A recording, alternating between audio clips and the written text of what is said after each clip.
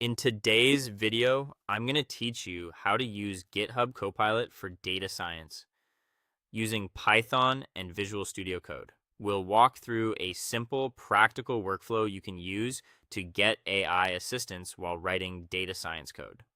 The goal here is not just to generate code quickly, but also to understand what Copilot is suggesting so you can work more efficiently and confidently.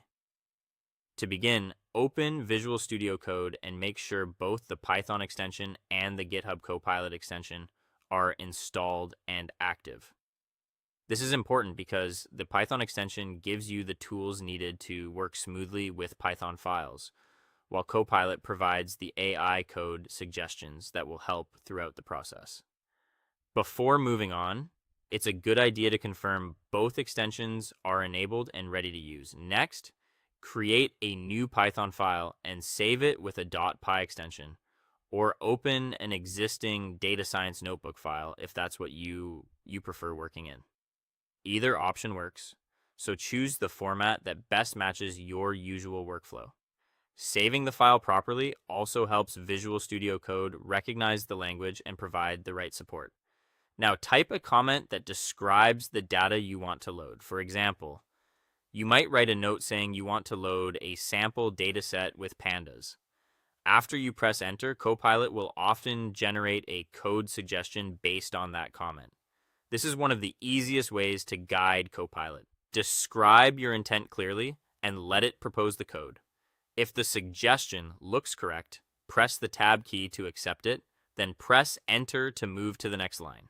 Accepting suggestions this way keeps your workflow fast and smooth, but it's still worth reading the code before moving forward.